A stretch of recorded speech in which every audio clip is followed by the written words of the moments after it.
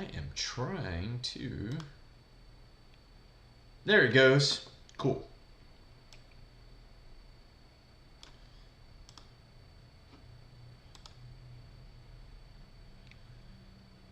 I am trying to understand why the heck this isn't showing. Inside of this one today, I'm going to lead off with a crazy hand. I think this is it. Going to lead off with a crazy hand from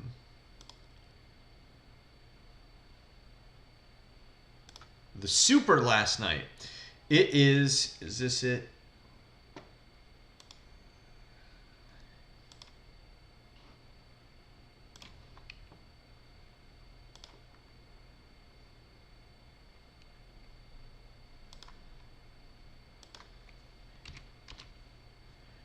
Yep, found it. Okay, so there it is.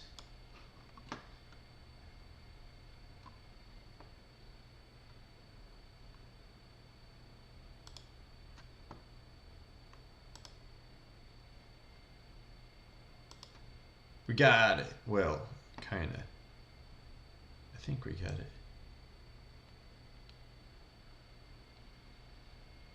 That's really funny. So, what's up, Vault Lou? How are you, buddy? Good to see you there, dude. We are going to review some hands here, man. Some crazy hands that went down. This one in particular, I really want you guys to see, because this was wild. This is probably a hand I could have passed on, but I was doing good. Mr. Volt Lou stopped heads up and suddenly started becoming profitable all over again. Hey, dude, check out, I will type it in here. It's youtube.com/@ Be the Shark Poker. I think that's it, right? Let's see if that pulls up. Yeah, that's it. Be the Shark Poker.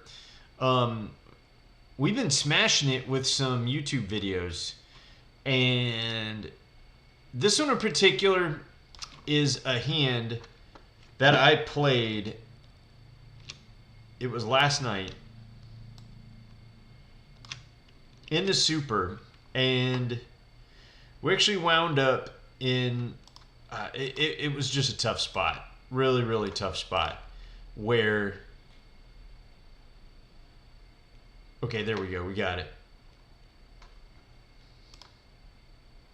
So inside of this one, is that right? No, that's not it. This is it. It's not it either. Let's find this one. That's it. Okay. So this is the Super. We're on the Stone Cold bubble of the Super. The Super is a $99 buy-in, $12,000 overlay tournament. This is the Stone Cold bubble. I'm sitting either 34th in chips, and this is one of the crazier hands that I've played in a while. And I want to talk through how this was a huge mistake, but at the same time, it wasn't. What wound up being a mistake was not ranging the hand correctly. And it cost me. I want to make sure that you guys know how I talked through this one on the Stone Cold bubble against somebody that the only person at the table, as you see here, I've got 50 big blinds, right? 24 pay, and we have 25 people left. I'm in fourth. He's in first place. I literally could have folded out to the final table. As you see here, there's a lot of middling stacks. Like we were picking on, both of us were picking on them. We're kind of staying away from clashing with each other, and then this hand happened. And here's what we did. So we are dealt.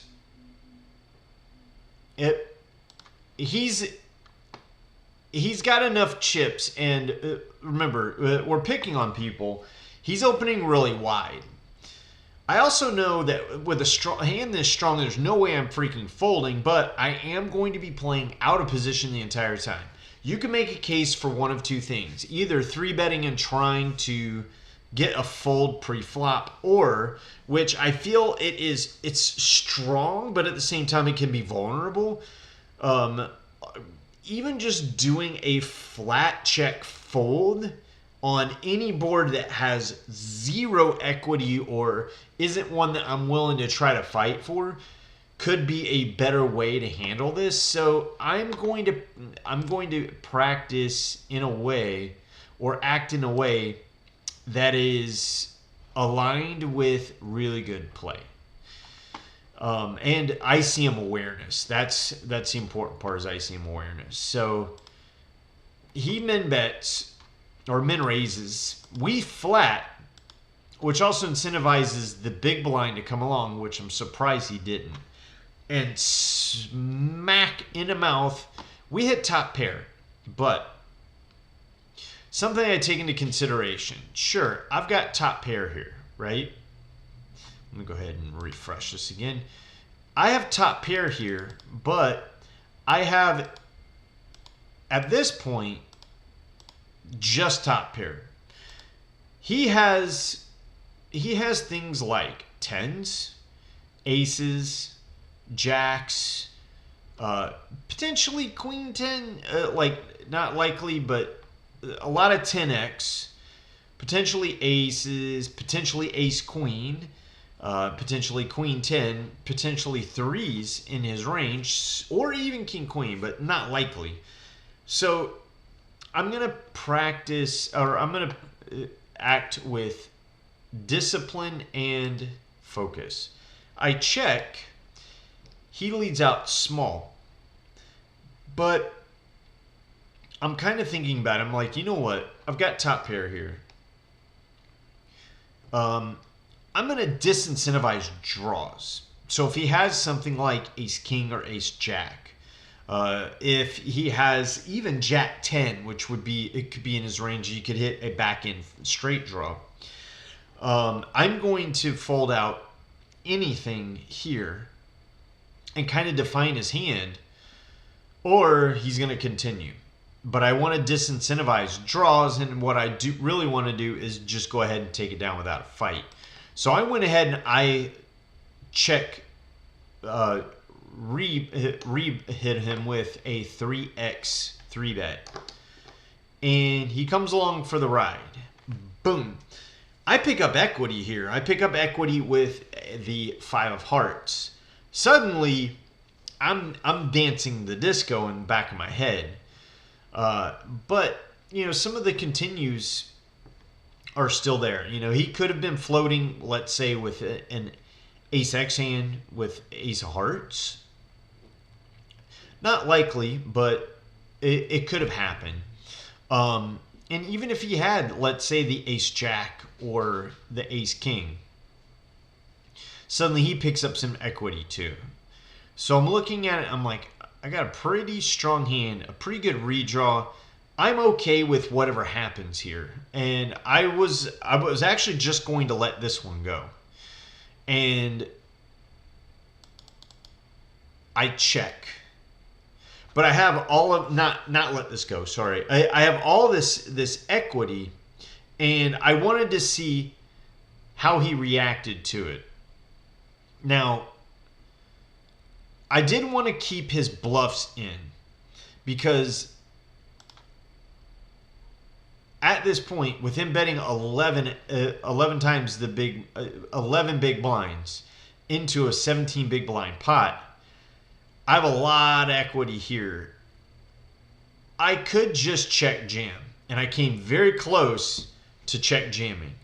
Because there's not a lot of rivers that are that bad for me here.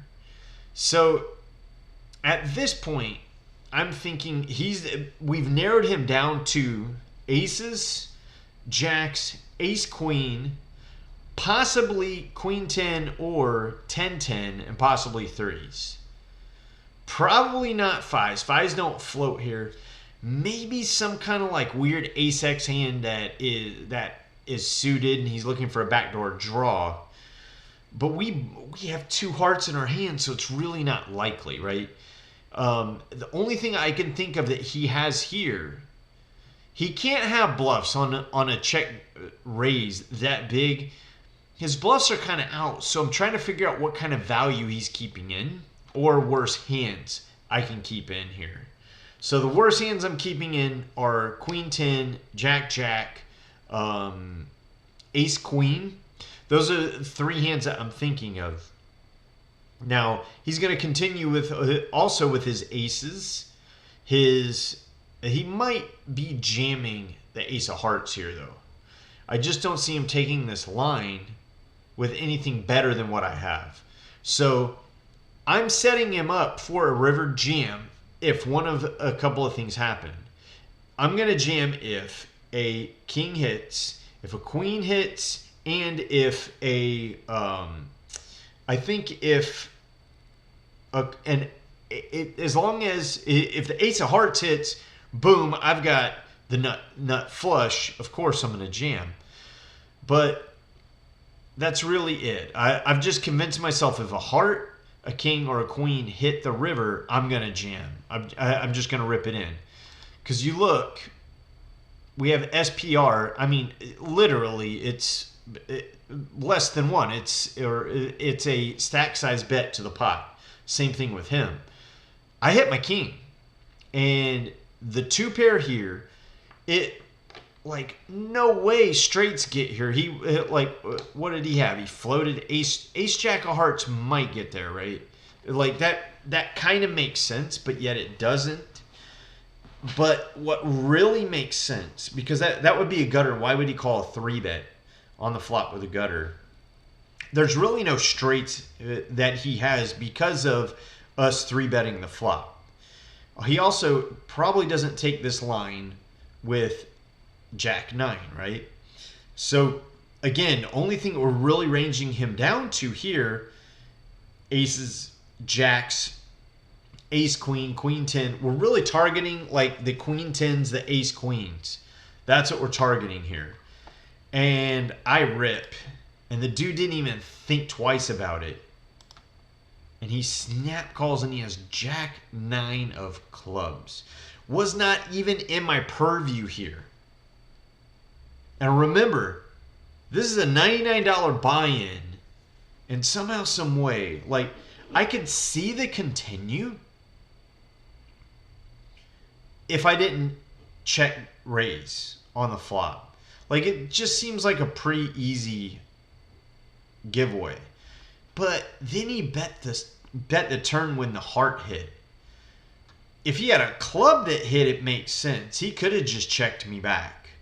But Jack 9 taking this line, it's first, it's kind of punty, but second, I don't know how he continues, and I didn't even consider it. I have to consider the type of player. That's a mistake on my part. So the way I played it, solver likes every line except for the turn. I'm sorry, except for the river. And I get it. River, GTO Wizard liked me just checking this back. Makes a lot of sense.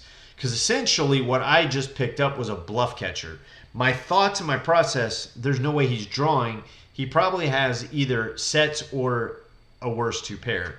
Sets are probably going to discourage. I really didn't think he had a set because his sets are going to discourage this draw heavy board. Flushes are out there, straights are out there, right? Doesn't make sense. Jack 9, like, how do you continue for half of your stack when you don't even have this? But yet, I'm one of the tighter players at the table that I've shown so far playing this way. It just, yeah, it kind of didn't make sense. So that happened, and that hurt. Here's the fortunate thing. That wound up being just, I was right on the bubble. Somebody busted at the same time as me. I wound up min cashing that. This is a crazy hand. If I'm not mistaken, yeah, here we go. So, this is a crazy hand that happened in a $22 sit and go. As you see, I have a 2-to-1 chip lead over pretty much everybody at the table. And $22 sit and goes are a little step higher than, let's say, you get in the 6s and the 11s. It's a little bit better. But this hand in particular really puzzled me.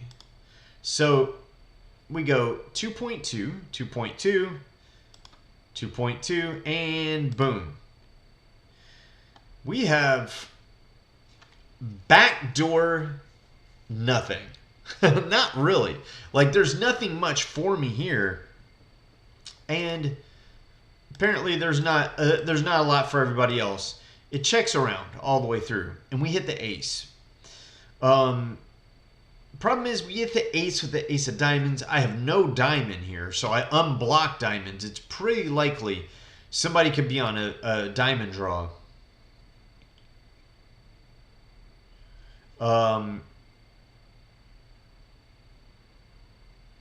And, you know, this is kind of what happens, right? So it's our hand versus 3 other hands. Top pair is okay. But the small blind, who is also a really good reg, donk leads into 3 people. And I'm like, okay, he's probably got the ace of diamonds here. I'm sorry. He probably has like the king of diamonds here. And potentially even has an ace.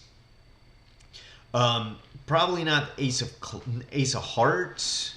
I'm sorry, probably like the ace of clubs, maybe in a high diamond.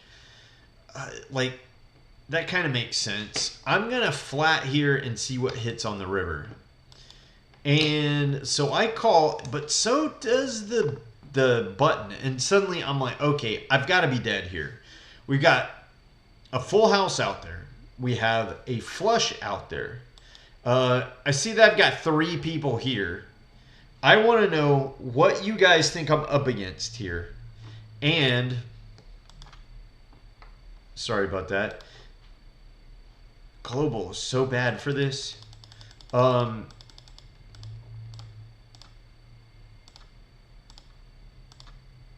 right. 2 other people to flop. Really sketchy board. And he rips. He rips. A, what do we beat? B, what do you think we're up against here? C, do you call also with, you got the 10 that gets there. You got diamonds that get there. Do you call here? I elected to fold. You know, I don't see this guy in the small blind taking this line with a 10, but the player over here on a button has a lot of things like, let's say, king 10 of, he has the king of diamonds 10 here, right? Like king 10. That kind of makes sense to keep going with the king of diamonds sitting in his hand. I don't block any of that. So take a look. I elect to fold. And I have no idea how, but this guy had the exact same hand as me. Somehow managed to get this guy to call, which only thing I can think that he did this with is going to be something like kings, queens, jacks, something along that line. And this guy took the control away from him and the power away from him in the spot. What do you think? I don't know, but I'm floored that somebody this good played this poorly. We folded. We folded there. Pretty crazy. All right. So this is the lunchtime stack. Spoiler alert, I did make the final table. I don't know if, is this the final table hand? I got a couple of them from here. It looks like this might be one of the final table hands. Okay. So I go 2.1, UTG 2. Now, something to be mindful of. If this is the final table, let's just say there's a lot of ICM pressure, right? And I have a susceptible stack, so I need to function wisely here. I get jammed on. Now, that's the thing. Let's look this up inside of GTO Wizard. Kind of try to figure out, what are we supposed to do? Are we supposed to call? Are we supposed to fold? Ace 10 of spades. Let's call it the final table. I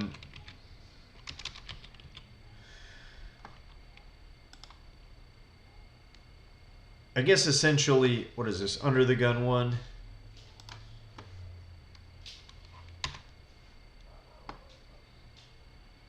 So let's look this up in GTO Wizard.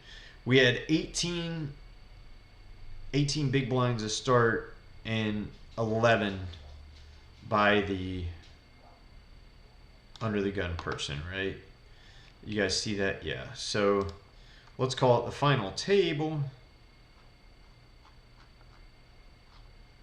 What is going on here? I want to change this. Do I need to drag this out to see it? I do. Can you guys still see it? Yeah, you guys can still see it. Good. Okay, so we'll call it the final table. Probably what? 15 or so big blinds? Somebody had 30. We'll call it, it's probably like 20. UTG1 had 18 and this guy jams 11. This looks pretty close, right? This solve right here looks pretty close. Okay, so UTG1 raises. Everybody but the big blind folds. Who goes all in? So, did I have enough with ace 10 suited to raise?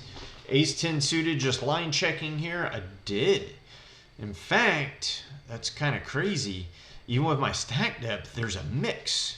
It actually likes jamming some percentage of the time. Huh.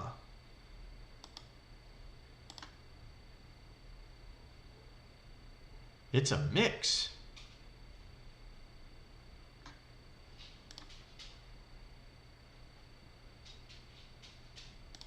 It is a mix. That's kind of crazy. Okay. And so what's he jamming with here? He's jamming with, like,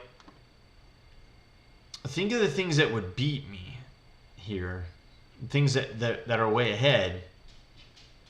And so it comes back to me, is ace 10 suited a call? And it looks like a mix. It is 40% of the time I'm calling and 60% of the time I'm folding.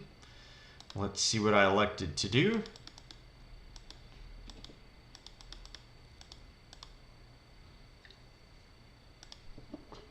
I called. Dude smashes the 9. I am down to 7.55 big blinds. I wanted to line check that one to see. He's supposed to be jamming with 9s. And I'm probably supposed to be folding that. So that, my friends, was a mistake. And these are the reasons why we line check these, to figure out it just wasn't enough to call, and I called. That was my fault. Alrighty. Apparently, here we are. How many of these from the lunchtime stack? Okay. I know for sure this is the final table. And it looks like that person busted. This one didn't. We are down to probably 25 big blinds. Okay. And why do I have 4-3 offsuit? Oh, I'm line checking these guys is what it is. Is that right? I think so. Yep. All right. So, yeah, I pulled this to look at this hand to see what they were supposed to be doing, because you have a collision of two of the largest stacks with a lot of stacks that shouldn't ladder over these three right here. So he limps, he min raises, and he this guy completes. Check, overbet. So he's trying to say, I mean, ace king already gets there, right? Set of queens, set of jacks, set of tens, probably even take this line, trying to deny equity to this guy. Set of queens just hit quads. Ace king just got counterfeited by, let's say, a set of tens, a set of jacks, which might be, no, they probably don't limp it unless they have limp traps, this guy. So it goes check. It goes 3/4 pot, which also represents half of this guy's stack, setting up a river jam. He jams. At this point, I had no clue what we were going to get turned over. Like, queen jack makes sense here, limping that in. Even like jack 10 or queen 10, those hands. And whatever this guy has, is he overplaying aces or kings? This is what we see. Bang. How crazy is that? Here's a crazy thing. This guy had all the chips at the final table. This guy, like, this is insanity to me. It makes sense. He had a set of tens. He's trying to deny equity. He's overbetting. Queen hitting on the turn. He suddenly isn't going anywhere. He got very lucky to get there. This is crazy play. This is absolutely crazy play. So this guy goes on to win. I wind up getting either third or fourth in this one. This guy bubbled before me. But this is why we have to be careful when we clash. When you're a big stack and you clash, and you guys even saw that in this, in the craziness that we were looking at with the super. Thank God I cashed it. All right. The brawl. So, probably a line check. I know this hand. I know this hand really well. This is kind of a disgusting hand on my part. So, I went 3x acting first to thin the field. This is one of the first hands after the rebuy period. This guy jams. He is a tight player. I'm sitting there and I needed a line check whether or not, we'll call this 30 big blinds effective, and it is nowhere near ICM, so we'll go chip EV. I mean, I guess we could, and we could put what, probably 75% of the field is left, and we'll call it 30 bigs effect. I mean, basically it's this, right? So, not quite exact, but so, oh, I was under, did I put under the gun? I was under the gun. Okay. And then hijack calls.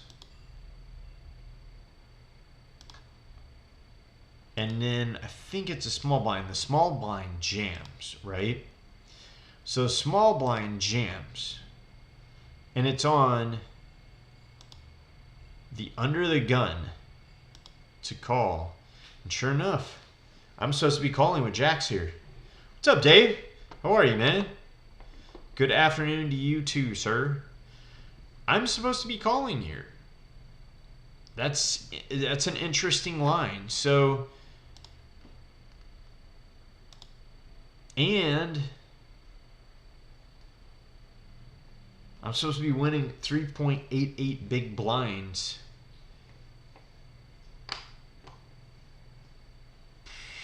Like, yeah, it's a plus EV spot. Dave, do you call this spot? This is crazy. So, this is the first blind. Sorry, the first blind level immediately after the bubble. I'm sorry, just after the rebuy. Right? So, we got... I'm actually surprised that this is a call with... I went ahead and just went all effective stacks symmetrical across the board.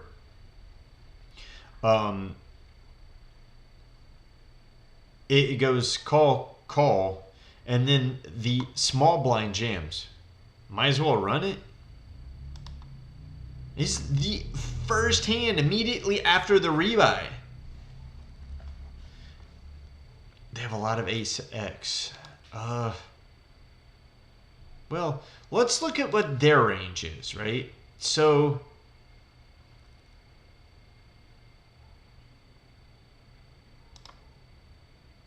the small blind jam, man, this is a narrow. It's a really, really narrow jam.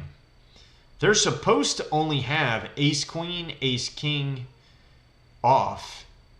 King queen suited is a mix. These two, he's not going to have... He probably isn't having king jack or jacks because we have them. So, he's not really supposed to be jamming anything here. He's not really supposed to be jamming anything that we don't remove other than ace king off and ace queen off. Whew. It's pretty nutty, man. Pretty nutty. And what is the hijack calling with? What are they flatting with? Their flat range is supposed to be really linear. And they're supposed to be repopping with a lot of this stuff. Yeah, there's no way he was calling right. So I wind up calling, and man, I hate when Globo does this. I'm just surprised. You think that is a squeeze against general population? It's ace queen. It's ace queen. And sure enough, he's supposed to be doing that there. He actually is supposed to be doing that there. If I'm not mistaken, this is the KJB. If I'm not mistaken, I do think... I think it's KJB. I'm just surprised that early ace queen off pops up. I mean, yeah. Okay. Cool. That's the super hand. We already went through that one. Is this another hand? Yeah, this is a different hand. Oh, guys, do not do this at home. I'm going to tell you, so on my latest YouTube installment, if you guys haven't already, I'll put it right here down below.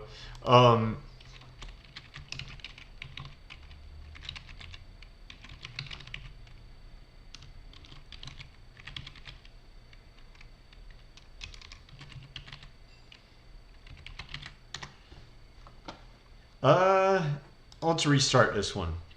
I'm going to say this. I know this player really well, and this player, and it's going to be this player with the 40 big blinds. This is pretty early stages. We are probably just done with the... I think the buy-in portion of the super just ended.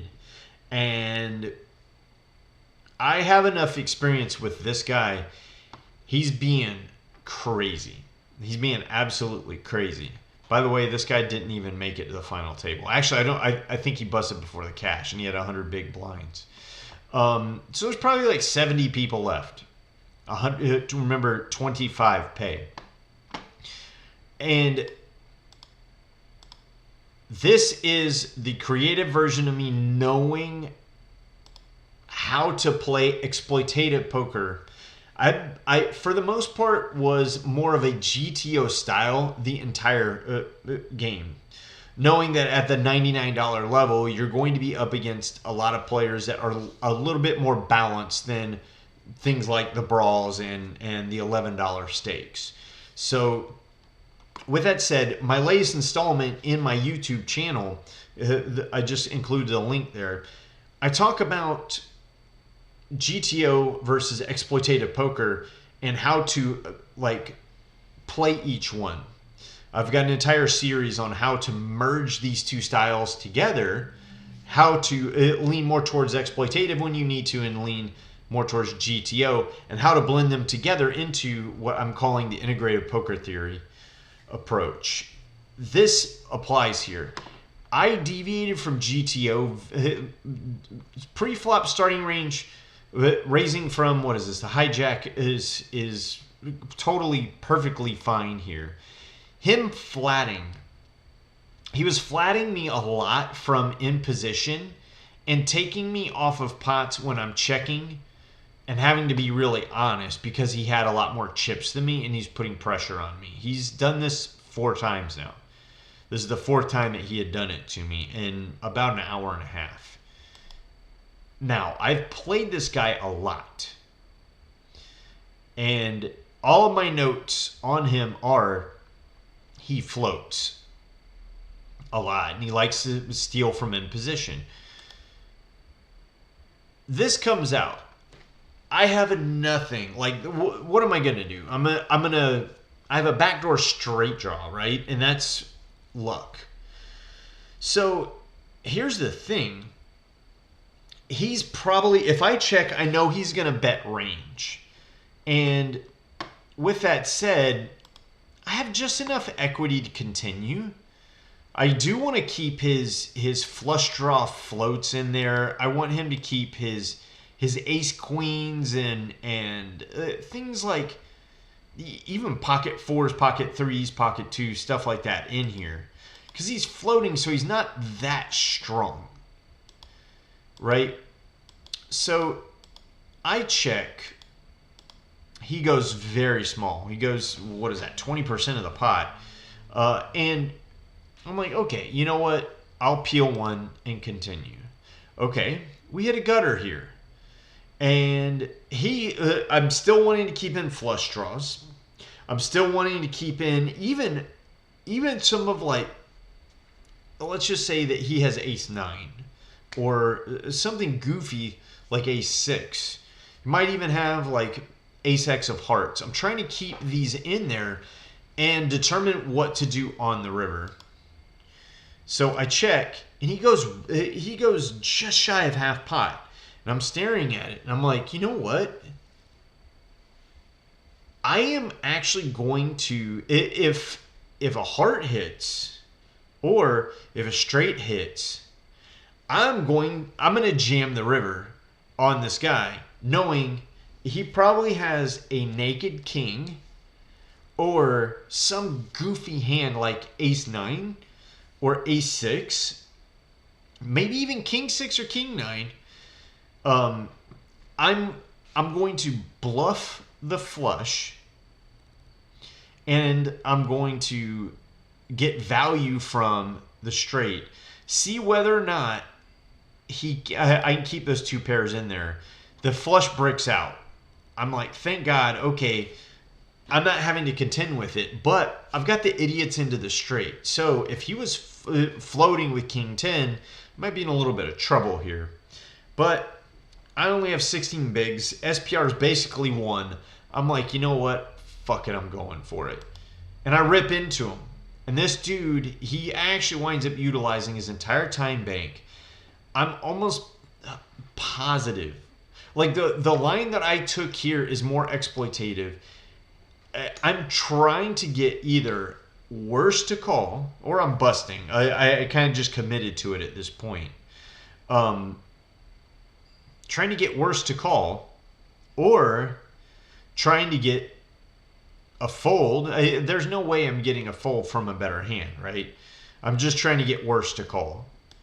And sure enough, he time banks the entire time, and boom. That's where we move into. We actually wound up moving into third and chips and stay at between first, second, third, and fourth, all the way up to our bust out hand, which I started the entire broadcast with that. Yeah, this is a fun hand. This is a really, really fun hand, and I know he's probably whining, bitching, and moaning about this one, just like I was whining, bitching, and moaning about my bust out hand. So, karma.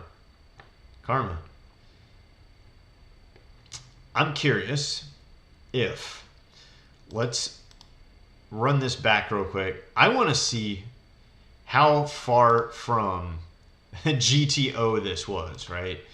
So where are we at?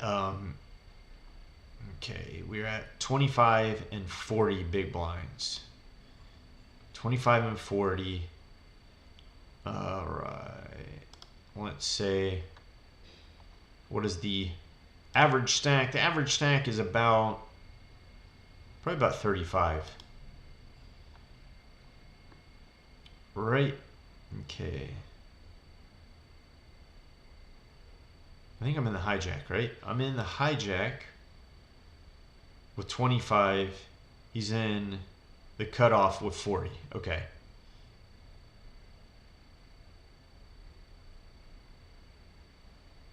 Yeah, I didn't know whether or not to jam a flush card or not. I didn't know. I didn't like the fact that I was unblocking flushes, because then, let's say he had some weird hand like the ace-9 of hearts. It looks super bluffy there. It does look super bluffy. I'm not jamming unless I hit the straight or potentially even a set of fives. I was committed pretty much to jamming whatever hit, as long as it wasn't a flush. I was committed to it. All right. It looks super bluffy, though. It did look super bluffy. Alrighty, here. So that's about right. 25 and 30. 25 and 40. Yeah, there we go. Okay. So we fold all the way to the hijack where I raise. He flats. And then we get folds.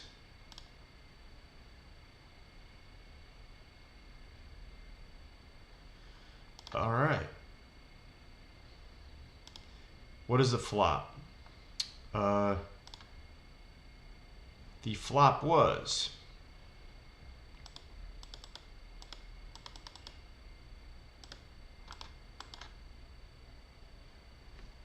King 9 of hearts, 6 of spades. So King 9 of hearts, 6 of spades. There it is. Okay. So let's take a look at this. Right. All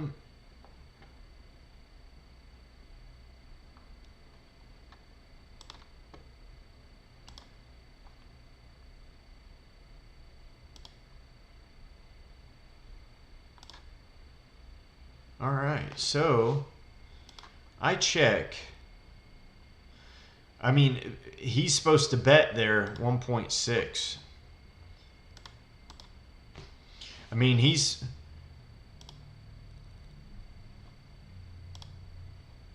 with 5-5. Oh, it likes me donk betting? Wow. Huh. 73% of the time, I'm supposed to be donk betting with fives on this board. Why does it have me leading with so many? Well, it's right. Man, it has me 73% of the time. Oh yeah, not my combo. Okay. Five of diamonds, 5 of clubs. Okay, yeah, you're right. So 5 of diamonds, 5 of clubs. Okay, 100% of the time it's checking. It is checking. Cool. Thank you, Dave. Awesome. Dave, I can get you on stream, but I can't get you in Discord. That's crazy. Right. So 5 of diamonds, 5 of clubs. Cool. That's crazy. All right. So what is he doing this with here? We never see his hand.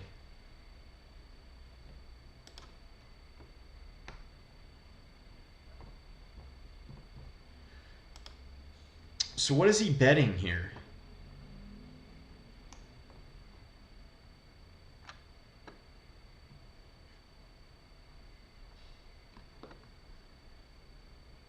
These are his continues.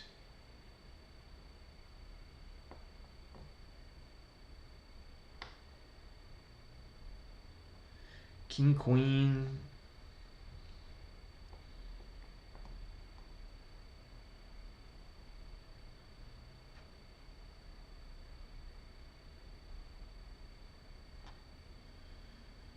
Yeah, I mean, probably flatting with like king, queen.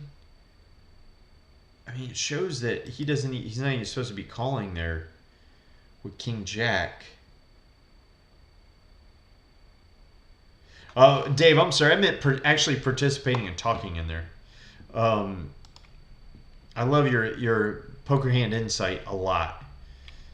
So here, I am supposed to be folding. Oh no! Look at this.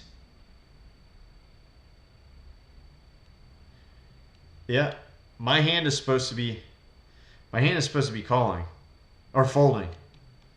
My hand is supposed to be calling. My only continue are with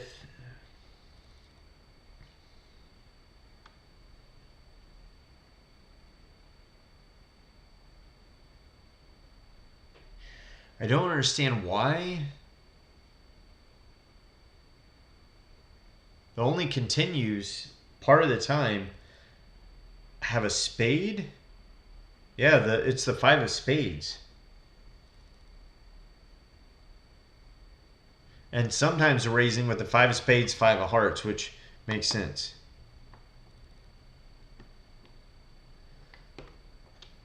How you want to tell me I don't have backdoors? Because I backdoored a straight. Let's just say I called. And then, yeah, like line checking this, I'm not supposed to have.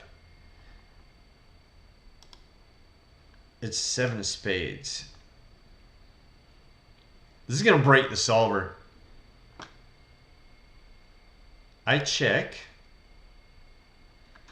And he bets. He's a little under what he was supposed to bet.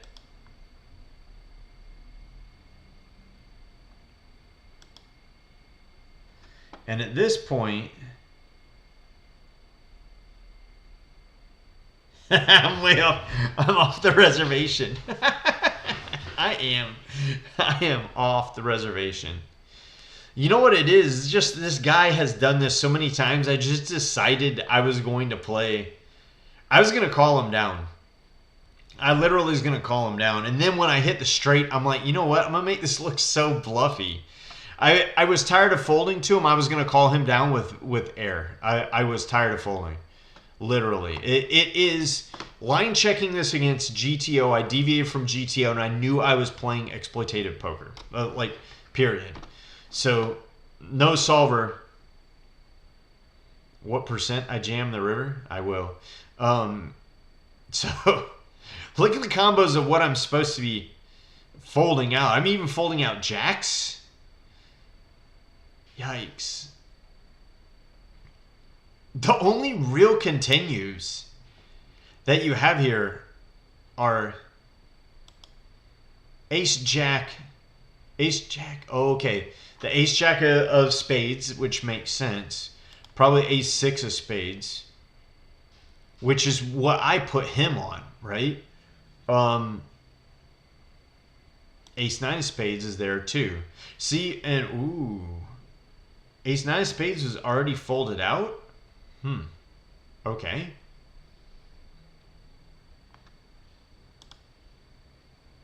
Okay, no. Yeah, his ace nine of spades, I really thought he would be in there with that. Ace nine of spades or some kind of heart combination of ace. Ace 10. Ace 10 kind of makes sense. But his king, it's his suited kings. Okay, cool. Still continuing with a line check on this, and here comes the 8 of diamonds. So I bet, or he bets, I call. What was it, the 8 of diamonds? This is so funny. Look at this shit. Look, I mean, I literally broke the solver. Like, I'm not supposed to get there with anything. There's nothing to jam except tens. What is this? Tens block the straight. Tens make sense. 10-9, which is a straight. 8, which is a set. This is all it jams. Ace 9 likes a jam here. Ace 9 on both sides. Which combo of ace 9? Oh, this is nutty.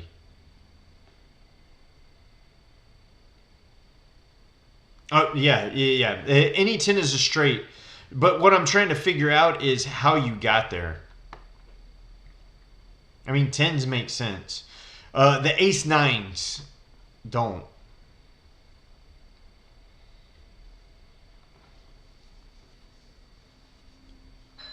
Okay, so hijack goes all in. We break the solver. And what are the cutoffs calls?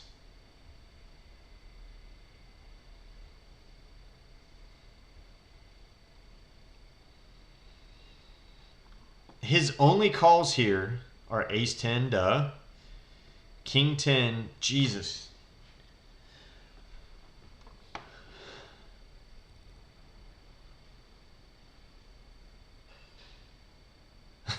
Yeah. Sets and straights, but he's got some removal. It's weird that it's calling with king queen of diamonds, so just top pair. I think he wound up calling with top pair or 2 pair. Like maybe even having king 8. I don't even know here. At this point, I don't even know. We've broken the solver, guys. And that's the thing. That was fun. Okay, dude. Okay. All right. Now on to... this is today. Only call with non-flush draws. So... ace 6. I've managed to cash. I am doing a small stakes boot camp. And what I'm doing is I'm trying to get in a lot of clubs and diamonds, yeah. I'm trying to get in a lot of volume at smaller stakes tournaments and small stakes sit and goes to help players move from micro and low stakes to some of the more mid stakes tournaments. And that's what we're doing here. So I'm on the button. I completed, and this guy is a wild man. And he winds up 5xing, which is the appropriate raise for a pretty good hand. The thing is this, he's wild, and I know this. So we hit the 6 here on the flop. It's pretty rare to let go of... I'm in position. He's in the small blind. It's pretty rare to let go of a hand when you've hit something and have the capability of making a stronger hand to just a small down bet. And we're deep enough here. I wanted to go ahead and continue on and see what happened. And he checks. I actually wind up trying to take this pot now because the straight gets there. He doesn't raise with many of the straight hands, so he's not going to have. I mean, he could have like an ace-9 suited, but to raise from out of position with that is really off. It would make more sense. I have a lot more of the jacks in my range than he does, and I was really kind of floating, either trying to make a bigger hand or trying to take this pot, because most of the nutted hands are mine in my range, and most of these I have both nut and range advantage. Outside of, he's not going to be raising with 8-9, just probably not from out of position. So I went with a pretty big bet, and at this point I kind of hit the joker. 8-9 got there, but I know that this is a wild maniac. This is a maniac. So I'm deviating from GTO, going with reads and understanding the dynamic of how to play. Again, he just open rips, and I'm staring at it, and I'm like, holy shit. Like, I have two pairs, way too strong to fold here. I am hoping he had something like Jack 10 or Ace Jack. Congratulations, you got there. I have just too strong of a hand to fold. I decided to call. Dude had Ace 5 off, and that's one of the major reasons why at these smaller stakes, when you get a really good read on somebody, you like this will break the solver too. Like this, you cannot line check against the solver. This is just understanding population. Oh, cool. Cool. It's funny because I was thinking dude was raising something like King Jack. That literally was what I thought. That's cool. Dave nailed it. I believe it too. I believe it. All right. Okay. This is cool. So in that series that I've produced, yeah, no, you both just check back river. Like I even check back river there. Being on the button, I just check it back. Take the pot down as it was. The bet didn't make sense. My play didn't really make all that much sense, other than I just know how to play these stakes and these player types, period. That's it. But I also say that I deviate a lot from exploitative play when I'm playing at higher stakes and play a hell of a lot more GTO. So this one in particular is a small stakes tournament, and inside of this tournament, I am showing you guys on the YouTube series how to put together both GTO in the beginning, getting a good baseline, figuring out everybody, then deviating from GTO to go into population reads, or just population deviations before you get a lot of exploitative reads. And then you deviate from those two baselines to go to more player specific when you start identifying who's the maniac, who's the tag, who's the lag, and all of the above. So I wind up taking you guys from the rebuy period of this micro stakes tournament all the way through the end of the rebuy period, all the way through to the money bubble, all the way through to making it to the final table, and then I will leave the end result of what happens. Let's just say I outlasted. I did not win, but I got darn close, and I talk you through every step of the way on how to start with GTO and move through each one of the progressions, through each one of the stages of the actual tournament, getting all the way to the final table, and making a significant chunk more than I invested in order to get there.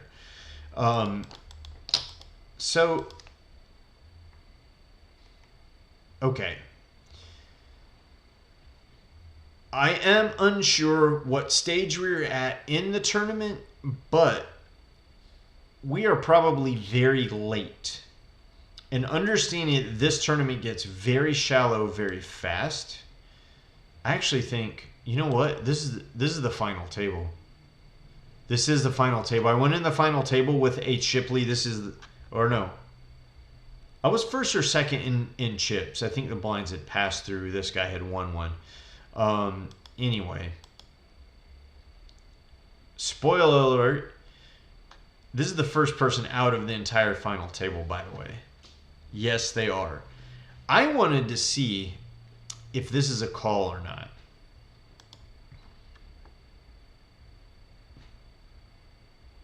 Okay. So the effective stack is 5 big blinds, who is the cutoff. I'm in the big blind with 16. Okay, so we'll call it 4 to 5 and 16. We're at the final table. Oops. Let's go there. Let's go to the solutions library. Right, there we go. Okay.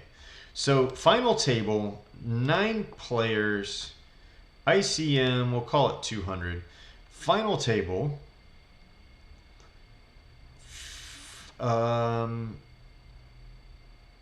what was it? Cutoff?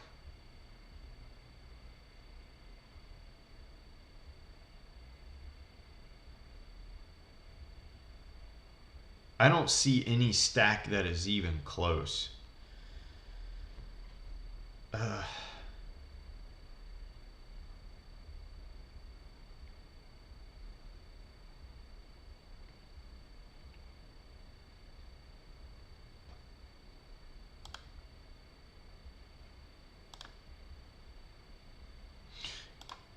Well, let's use their solutions library. Let's try this.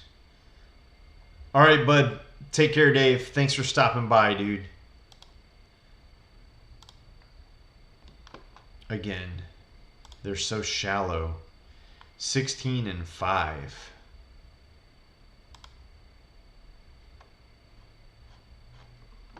It's 16 and 5. I wonder if I take it down one.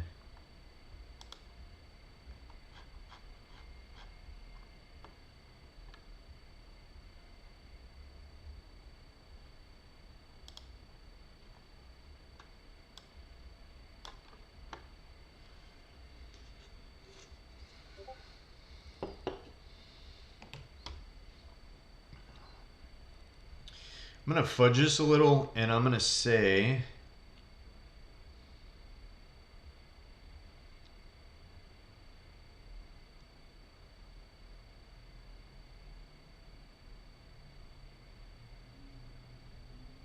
this is the difference in the chip stacks. So, right? Yeah, let's just say it's this. Let's look at the call range. Sixes. Sixes are in there for essentially half your stack. Okay. I mean, all right. Yeah, I mean, it line checks out. Wait a minute. What are the other stacks here? Yeah. I mean, there's one bigger stack, right? Well, it shows that there's 2 bigger. It would leave me with, what is that, 12 big blinds, which I would have been, on here in real life, I would have been left with 10, 11 big blinds. 11 big blinds still, yeah. I mean, it's roughly the same thing, so sixes are a call. All right, that's what this says. So, yeah, I guess I got results oriented, but this is a call. So, ooh, I jammed. Oh, I jammed because, got it. Because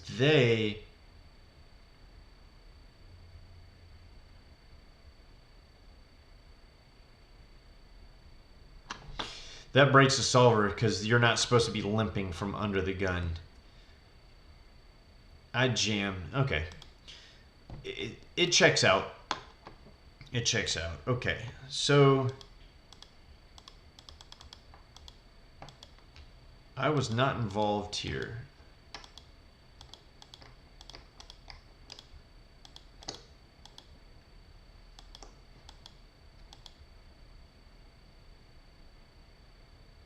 I don't know why I pulled that one.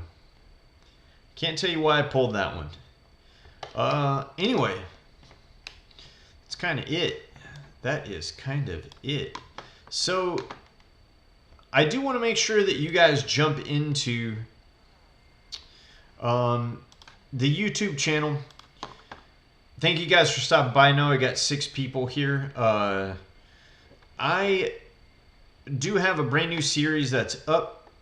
It is the controversial debate over whether or not you want to use GTO or exploitative poker. The real cool thing that I do here is I go through what GTO is, what and when and why to use it. I go through population exploits, what, when, and why to use it. Exploitative play, what, when, and why to use it. And I contrast each style and talk about which style you're supposed to play. Let me post it one more time for you guys. Actually, here, I'll just share this with you guys. When you get a chance, hop on there, take a look. Let me know if you have any questions. Make sure you like and subscribe. But here's a cool thing. I do have, once you go through this, you also have the capability of joining the Discord server, which is, where is my Discord server? I don't have it on there. That's funny. You have to comment, and what I'll do, oh no, that's not true. My Discord server is right here. You can get into the Discord server, and I will actually coach you through this entire process.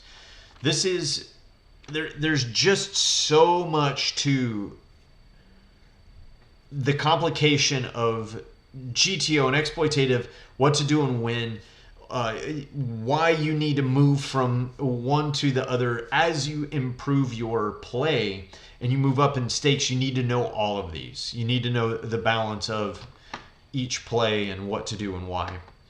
But jump in, give me some comments. Thanks for joining the stream here. I think what we'll do is we will raid somebody. Let's raid.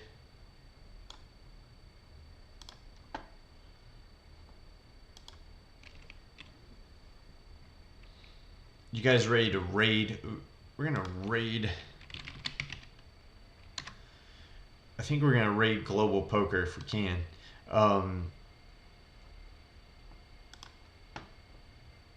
You guys know how to raid? I don't even remember how to raid. Let's raid. You guys know what raiding is? I used to know how to do this. How do you raid a channel?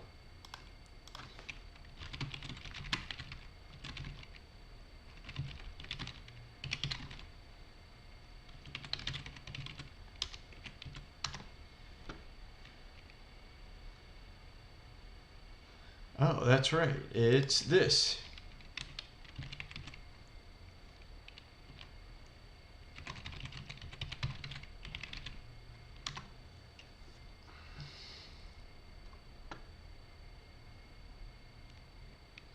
All right. We're going to raid Mr. Claudio. I'm hoping. Yeah, my boy Audio Cloud is